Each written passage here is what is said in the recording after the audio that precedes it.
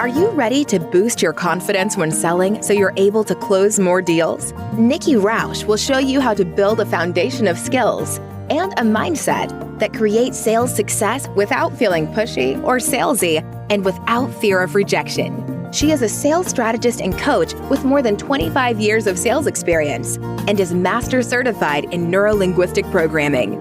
This is a radically different approach to selling. It's a no sleaze, no slime, and no stress approach to building your business. This is Sales Maven. Here's Nikki. Welcome, and thank you for listening to the Sales Maven Show. I'm your host, Nikki Rausch. I am your own personal sales maven, here to offer you tips, techniques, and strategies to master that sales conversation. In today's episode, we're going to talk about the sales tool you need to be building now. Before I dive into the content, I do want to give a quick shout out to a really beautiful review that somebody left about the podcast. This review comes from Susie G33, and she says, "When Nikki speaks, it's always content gold!" Exclamation point. Thank you for that. She goes on to say, "Huge Nikki fan and faithful follower. Learn something new every time I read or listen to any of her actionable content. Just finished the sales fail episode. A wonderful reminder to all of us, it's okay to make a misstep. She teaches how to move through it, learn from it, and move on. She is forever fabulous and eternally gracious. Just adore her. Thank you for sharing these stories with us," she says. The episode that she's referring to is episode 12, and it's called Everybody Fails in the Sales Process, Including Me. I am particularly touched by this review because I will say I felt a lot of hesitation about sharing some of my biggest sales fails. And yet I got this huge outpouring of support and love from so many listeners. So if you were one of those people who reached out to me and or left this review, please know it means the world to me. It really does. I was so touched by the feedback on that particular episode. So thank you so much. And if you haven't left a review yet for the show, would you be willing? I would be eternally grateful. Your reviews really do help people decide whether or not they want to take a chance on the podcast and or share this podcast with a friend. It's been really fun to hear from people who said, "Oh, I listened to your podcast because my friend so-and-so shared it with me." So thank you to those of you who continue to share and talk about the podcast. It's super fun. And I had a call earlier today with a longtime client, and we haven't actually done some coaching together for the last few months. And she had a coaching session with me today that she scheduled.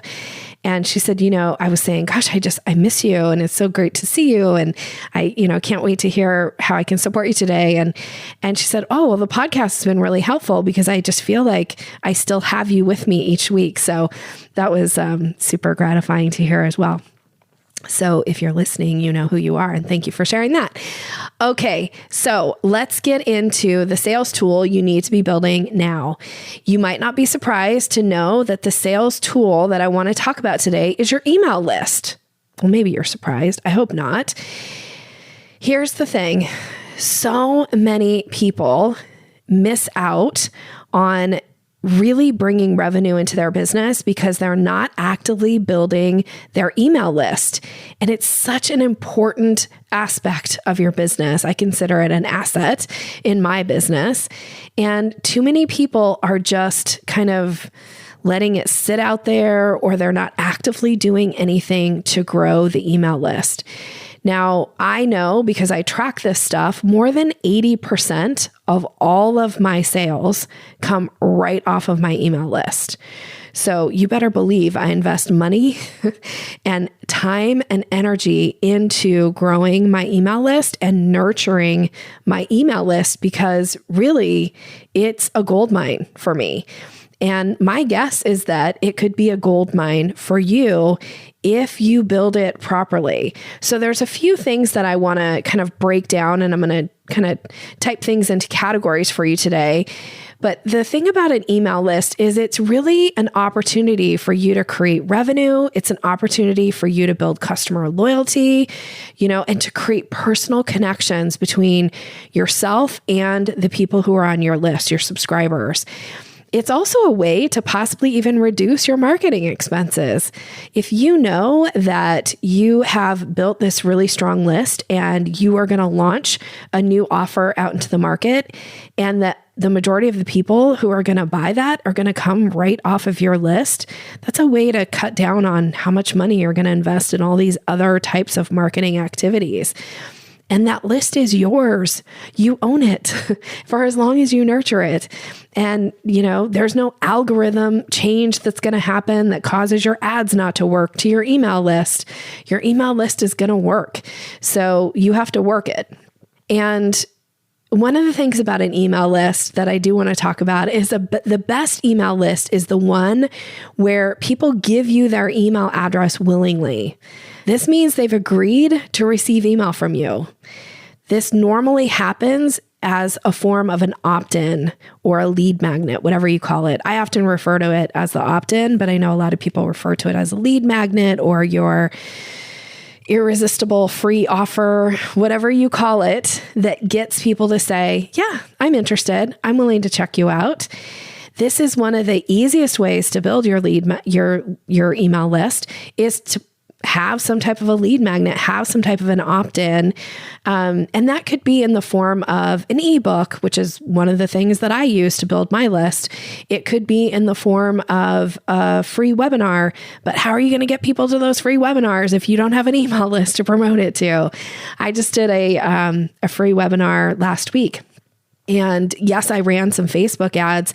A good majority of the people who actually showed up came right from my email list. But I had to do some things to grow to, get them on my email list initially. So this is why it's so important. I remember years ago working with a client. Well, we've been working together now for, I think we're coming up on 5 years, maybe even 6. And I remember back then really explaining to her how important it was for her to start to build an email list. And she just kept saying, no, I don't think so. I don't really need an email list. Like, my business is growing. People just go to my website and they book me. And I'm like, yeah, but if you had an email list, we could put offers out to them. We could nurture them a little bit. We could look for ways to bring back repeat business. And she really pushed back hard on it. And it wasn't until about, maybe it was 2 years ago now. I'm messing up my timetables. It was maybe 2 years ago now where something changed in her business. And it turned out that she did have something to sell that was different than what kind of the core of her business was. And the thing was, she didn't have an email list to sell it to. And she's like, where am I going to sell this? I'm like, we got to start building an email list. And she got on board, and she actually started building her email list pretty quickly because she does have quite a following on social media. But the thing is now she's got this email list to nurture, and she's gone on to create this whole other business. And having this email list has been so important as a way for her to continue to touch base, for people to decide whether or not they want to stay engaged with her. So again, think building customer loyalty by having some way to connect with them. Now, sometimes the questions that I get back from people are more about the technical stuff, like, well, what do I use for my email list? Now, whatever you choose to use, that's your choice, whether it's an Excel spreadsheet, which is not really what I recommend, or if you're using one of the list management services out there, and there's a bunch of them. Some of the more common ones are Aweber. That's the one that I first used when I started my business. It was one of the first things that I set up was my email list at Aweber. I have since transitioned in the last 2 years to ActiveCampaign because they had a feature that was more robust that allowed for me to do some things for my list that was really important. But I know that a lot of my clients use MailChimp. I mean, it doesn't really matter what you use as much as it matters that you start building an email list, and you start building it today, because if you're counting on social media to be the way that you keep engaged with people, I mean, think about every time things change when it comes to social media, right? Like, they change algorithms, or they change who gets to see your posts, and they have so much control over who gets to view what it is that you're posting over there. But with your email list, you get to decide who do you send that email to. And so it's such an important sales tool. Hey, it's Nikki, just popping in really quick to invite you to the next masterclass. The topic is conversion email sequences, how to write them. Have you ever struggled to get your email sequences written? And do you second guess yourself when you're writing your emails? Or maybe you've held yourself back from making offers in email because you're worried that your subscribers are going to be turned off and unsubscribe. Well, then this masterclass is for you. The idea is that when you leave the masterclass, when we wrap it up, you'll have 3 core email sequences to implement into your business that's going to help you when people are first adding themselves to your list, when you are going to make offers, and when you're putting out some free content in the market, and then how to move people into that next step, that next sale with you. So that's what we're going to focus on. By the end of the 3 weeks in this masterclass, you will have an opportunity to get all 3 of your email sequences written. And I'm not talking about 3 emails. I'm talking about 3 separate sequences. So come join. I've added an extra bonus this time on the masterclass, which is some office hours. So at the end of each class, I am going to stay and do office hours for people who want some feedback on their language, or if you get stuck, not sure how to phrase something, I'm going to be there to support you with that. We'd love to have you join. Tickets are already starting to sell. I expect this class to sell out, as all of my master classes have this year. So come join us, check it out. You can find more information at yoursalesmaven.com/masterclass. One word, masterclass. And we'd love to have you with us. Take care. So there's a couple categories that I want to talk about that I think is really important around building your list from a sales perspective of being able to actually sell to the list. So the first most important thing above all else is that you provide valuable content to the people who subscribe. So this means that when they first subscribe onto your email list, because they came in through your opt-in or your lead magnet, you need to have an email sequence set up for them. It can't just be like, here's your thing, that's it. It can't be a one-time email and then you consider that person on your list. There needs to be an email sequence component to it. This has become such an important topic and discussion point inside the Sales Maven Society that I actually have built a masterclass around email sequences and the 3 key email sequences I think every business should have like ready to go in their business. So make sure that you're providing valuable content, that you need to be sending regular emails to this list, and really kind of spend some time and ask yourself, if this wasn't my content, like, would I care if I got this from somebody else? I remember years ago, there was a woman that I met at a networking event, and I really liked this woman. She's interesting. She has an interesting business, and I don't know if I actually put myself on her email list or if she actually like self-subscribed to me, which I don't recommend doing.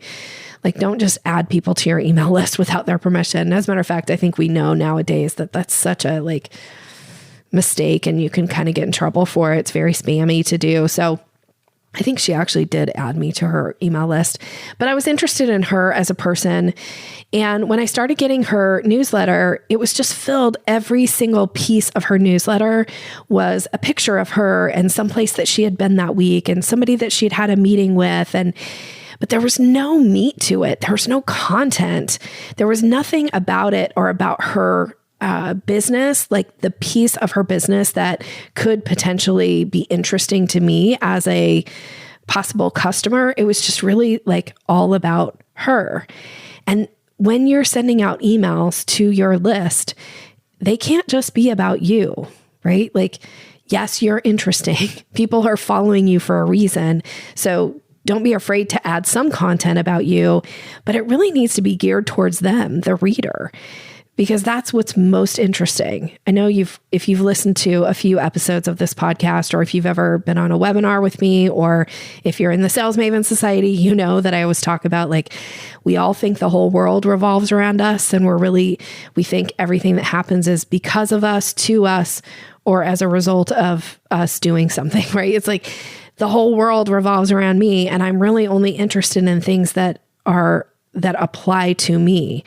So when you're sending out content, valuable content to your email list, it needs to be about the reader. It needs to be for their benefit. There has to be some piece in there that is going to add some value. I remember I've shown up a bunch of times at different events where people will come up to me and say, "Oh, I'm on your email list, Nikki." And I actually have a Nikki file in my mail service, like in my, whatever mail service they use, a Nikki file, and everything that you send, I just put right in that file after I read it, or I'll put it in the file and go back and read it when I have time. Because for so many years, I sent out a weekly sales tip. Like that was my way of providing valuable content. What I'm doing now is sending out emails that are about the podcast and the content here, because this is my way of continuing to provide valuable content for free, by the way, for free to people who are interested in what it is that I do. So think about, can you provide, or what kind of valuable content are you providing on a regular basis for people to stay engaged with you? Because every email you send out can't just be a buy from me email. And every email that you send out can't just be free content either. There has to be this mix. There has to be a way for people to get more. So there does have to be a sales component to it. And don't be afraid to give people really valuable content. Somebody once said to me, a client, she was pushing back when I was encouraging her to put out some free content into the marketplace. And she's like, "I can't give away, my content because like that's what people pay me money for." And I said, I understand.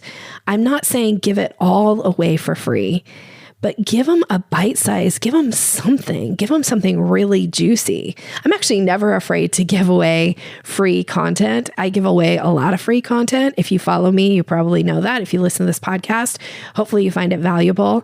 I had one of my former coaches reach out to me recently and say, that podcast episode that you did on buying signals, like that should have been a paid course. Well, I have a paid course around it. Believe me, I gave away some free content, definitely, but my paid course goes much deeper, right? So don't be afraid to give them like a piece of something around valuable content. I actually teach a concept. One of my clients named it. She calls it Nikki's Jot, and it's called Just One Thing. So sometimes you just have to give people one bite-sized piece of content. It doesn't have to be everything, but it does have to be something they can do something with or use in some way. Like there's nothing more satisfying to hear from a listener or to hear from somebody who reads my newsletters to say like, "Oh, Nikki, I've already implemented this one thing and I have been able to book a new client from it." Now, maybe they paid me money, but oftentimes they didn't pay me money for that piece of content. But it does establish that my stuff works. And so when they're ready for more, hopefully they're going to come back to me, right? That's the idea. And because I have this email list, in order to get this content, oftentimes really to get my juicy stuff, like you have to be on my email list. So that's this idea of building and providing valuable content. Don't be afraid to give away something juicy. It doesn't, again, I wouldn't say, here's the 10 tips on how to do X, Y, and Z. That's too much information. But you could say, here's one of 10 tips that you can implement right away. Because that then implies, guess what? There's, 2 through 10 still available. So be willing to put some content out there and make sure it's valuable. Now, the next piece about your email list that is super important from a sales perspective is frequency. And that means that you are regularly touching your list. They are regularly hearing from you. So I'm not here to put down any hard and fast rules about how often you should email people. And please don't email and ask me that question because it depends on your business and what works for you. I will suggest that if you are not emailing your list at least once a month, what happens is people forget that they're on your list. And then when you email them 2 months later or 3 months later, 4 months later, or years later, They don't know they're on your list. They think you're just spamming them. They forget that they subscribed because you are not regularly keeping in touch with them. So frequency is super important. I email my list at least once a week, sometimes up to 4 times a week if there's a special offer going on or if I have a promotion going on. I'm not afraid to email my list 4 or 5 times a week. It's like my coach always says, email them until they buy or unsubscribe. And he takes a pretty hard approach about this, which works for him. And I have found that people self-select, right? If you don't want to receive emails, then they'll unsubscribe. You cannot be attached to people staying on your email list. I have so many of my clients that stress about emailing their list because they're like, if I email them, they're going to unsubscribe. I laugh because the people who unsubscribe because they got an email from you were not going to buy from you. You didn't just risk losing their business. As a matter of fact, I have come to this place where when people unsubscribe from my list, I have a little silent thank you, because now I'm not going to have to pay for that person to be on my list. And I'm also not going to be concerned about whether or not I'm offending that person by them getting their by getting emails from me, right? Go ahead and self-select. You're either in or you're out, right? It's okay. And if people are unsubscribing for your list, don't take it personal. It's not a form of rejection. It's just for whatever reason, they're not interested right now. Doesn't matter. It doesn't mean they won't ever come back to you. It's okay. But you do need to email on a frequent basis. I had a client one time say to me, Nikki, I have a list of 800 people. I said, great. When's the last time you sent them an email? She said 2 years ago. And I said, then you do not have a list of 800 people. Until we send out an email to these 800 people and test the waters again to see if they're still interested in you and in your content and what it is that you're going to provide, we really don't know what your list size is. So counting people that don't get emails from you as being on your email list it's a form of self-sabotage, in my opinion. So knock it off and email your list frequently. Now, I do want to give a few other little etiquette things around email before we wrap this episode up. Some things for you to think about that I know will make a difference from a sales perspective. So one is, I think I even said this or mentioned it a little bit ago, is that do not add people to your list without them giving permission. This is why I think it's so important that you have an opt-in or a lead magnet as a way for people to say, yes, I'm interested in receiving content from you. Yes, go ahead and send me an email, and here's my email address. Just adding people to your list it's really poor etiquette. And frankly, it will tend to alienate people. If they were going to buy or had any interest, and then you just automatically email them to add them to your email list, oftentimes that will turn people away. That will repel people from you. So don't do it. I realized, after doing live webinars, that people who sign up for my email list sometimes take my email and then automatically add me to their list. And I rarely say anything about it. If it's my clients, I talk about it in my, when I'm on the Sales Maven Society of this is make sure that people are opting in for your list. I talk about it in my masterclasses. Anytime I'm talking about email, I do talk about this. But somebody who's not a client who does this, I just unsubscribe myself. But really, it's a huge rapport breaker. So if you're doing it as your way to build your email list, you're doing more harm than good to your brand and to your reputation. So don't do it.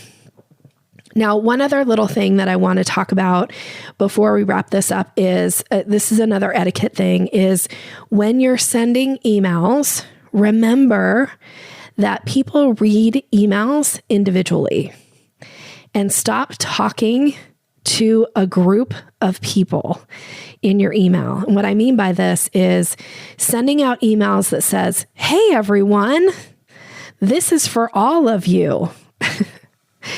because we don't sit around in groups and read email together. So saying, hey, everyone, if you are talking to everyone, you are talking to no one. So make sure that when you are talking that you put people's names in their email, right? Like, hi, Jane. Hi, Lucy. This is for you. Not this is for all of you. This is for everyone. No, this is for you, the reader, the person who's reading email all by themselves. The first thing I do every morning when I get up is read email. I know some of you are going to say that's not good. Self-care,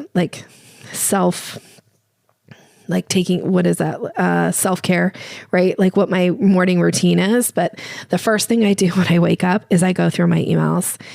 And when people are sending emails to like, hi, all of you. Hey, everybody, delete. Well, it's not to me. I'm not everybody. I don't feel like that. I don't feel that connection. So when you're selling, you are selling to a person. So make sure that your emails are written to a person. Speak to one person in an email, not to everyone, especially for your email list. This is the last little tip that I want to leave you today, because it will make a huge difference to how your messages are responded to. The greatest compliment that I get when I send an email is when I send out an email to my whole list, which, by the way, I do not have a ginormous list. I talked about this recently on a podcast episode when I was being interviewed on my success story on Flipped Lifestyle with Shane and Jocelyn Sams, which, by the way, love them, love their podcast. And it's one of my favorites. When I was talking about that, they were asking me about my list size, because sometimes people make these big assumptions, right? Like, oh, Nikki has this huge list of emails. I actually don't. I don't have a huge list. As a matter of fact, recently somebody was asking to include me. She approached me about including me in a, what am I trying to say here? A conference that she was putting on. And one of the qualifications was around list size. And I didn't meet that list size requirement. And I was totally fine saying, like, I understand, I don't meet this, requirement. She approached me. I didn't like actively approach her. So it was totally fine going like, hey, totally fine if this is not a good fit. And she ended up coming back and asking me to participate. And she's tracking the types of people that are coming in and subscribing to this conference and where they're coming from. And looking at these big names of people that I'm included in this thing, I'm pretty high up in the amount of people who are coming to her event and participating in her event. They're coming from my list. Like, I'm pretty high up compared to all the other experts who have much bigger lists. Like, some of them have 2, 3, 10 times the list size that I have. But the thing about my subscribers is that I value my subscribers. I email them frequently. I give valuable content to them, and I treat them with a lot of respect. I try to. I hope they all feel that way. I hope you feel that way if you're on my email list, that you're getting great content, that you're hearing from me regularly, and that there's a huge level of respect for the people who are on my list, and that I speak to a person in my emails. And this is something I take great pride in.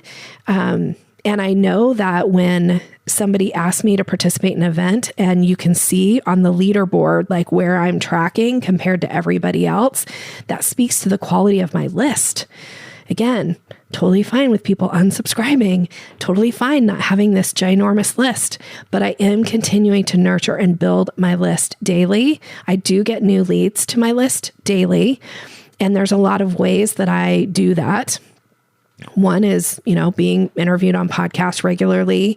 The other is promoting, doing some paid promotions on social media.